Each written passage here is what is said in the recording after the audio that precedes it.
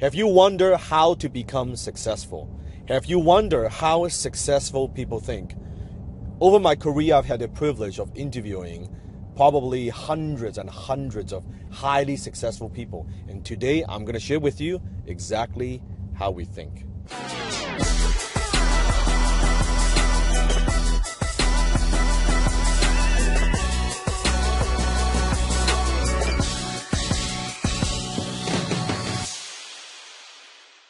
To become successful, I think the very first thing you have to understand is this, that successful people, we think very differently from the rest of the society. Because most of the society, the general public, they are not successful. So the way that we think, the way that we view things are very, very different. And today I want to share with you just some of the distinctions, some of the powerful distinctions that how incredibly successful people think, so you can start today making some new decisions. That's the purpose. Now, I could probably spend a couple hours just talking about all the little distinctions, but today I want to give you three major ones. Here's the very, very first one. Long time ago, I've had the fortune to have lunch with one of the most successful, one of the wealthiest businessmen in Vancouver. And at the time, I think he was worth about $500 million, about $500 million. I've had the privilege to have lunch with him and just kind of pick his brain a little bit and want to learn more about how he does. And at the time, he was, I think, 52 years old. And as we were talking, and I was asking him about like what lessons he's learned in his career and you know what is his view about the economy and about his business, his vision. And you got to understand this person, this businessman is worth $500 million at 52 years old. He's done a lot of different things, and he was so excited. All he could talk about is his vision, what he's gonna build, the legacy, and he's like, it's incredible. Although he's 52 years old, he's as excited as a little kid. And he was sharing with me, I will never forget, he was sharing with me his vision for the next 50 years. 50 years. He was talking about after he's gone, how he wants his succession, and how he wants to make sure the company keeps running, how it's going to donate to charities, like the legacy and its foundations he's going to support, and all these things. And he's just so excited. And I was like, wow, a highly successful guy talking about his vision. He's 52 years old. He's talking about like 100, like when he lives until 100 years old, or if he passes away, what's going to happen. And I'll never forget that. And that's the very first thing that I noticed. Successful people, they think long term. The more successful they are, the longer term that they think. I'll give you a perfect example. Look at someone who's a homeless person. How far do they think? They probably only focus on the next meal. Where am I going to get my next meal? Where am I going to get that few little bit of change? An employee, a typical, or maybe someone who works in more like a manual labor kind of job, right? They're thinking about when am I going to get my check in 2 weeks. They think as far as 2 weeks. A little bit better employee, they've been thinking about monthly. What I'm going to do, when am I going to get paid? How much am I going to get paid? They're thinking about what I need to focus on a month-to-month basis, right? Or how do I do enough so I don't get fired? That's not a good fucking attitude, by the way. That will sure will get you fired. Or a manager of a corporation. They think about quarterly, right? What's my quarterly benchmark? What are some of the quota I need to meet? What's the goal? What's the objective, right? Quarterly.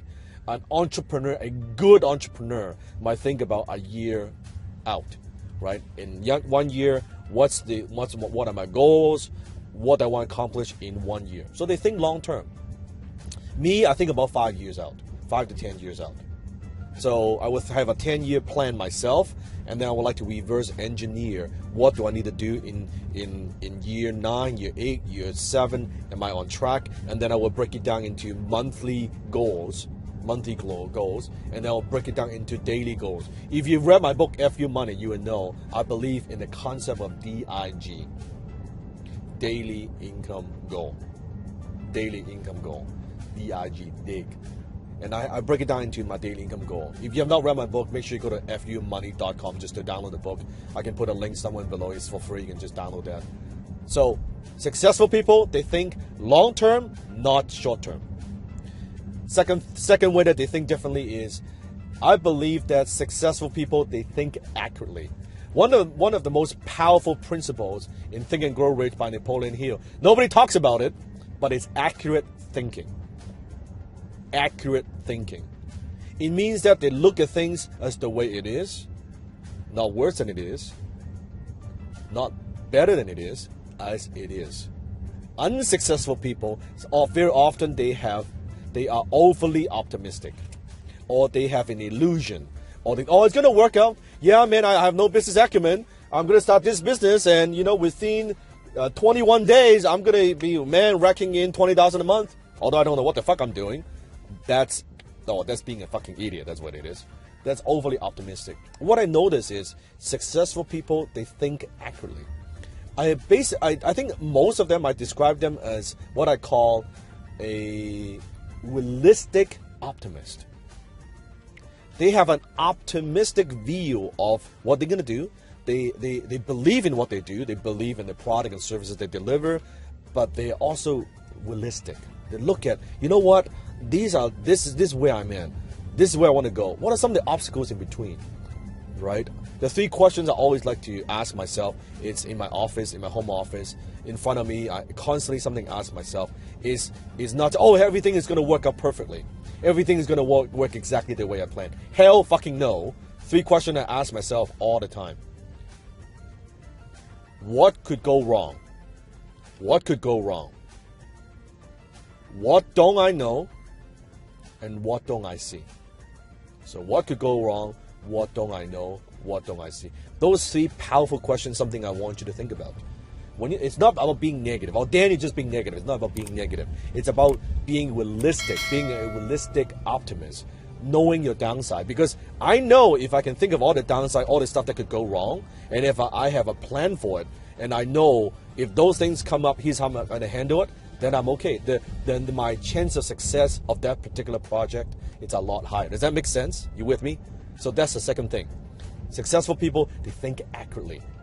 And number three, successful people, they think people. They think people. I notice unsuccessful people very often, they are very, very selfish. They only think about themselves. What am I going to get? Right? It's always a very kind of win-lose mentality, especially people are desperate for money. And that's why successful people, we like to do business with successful people. Because we know that the success of that deal, yes or no, is not going to affect our lifestyle. So we don't have that needy energy. You know what I'm talking about? When you deal with people who are needy, they have that desperate, needy energy. And you know what? Needy is fucking creepy.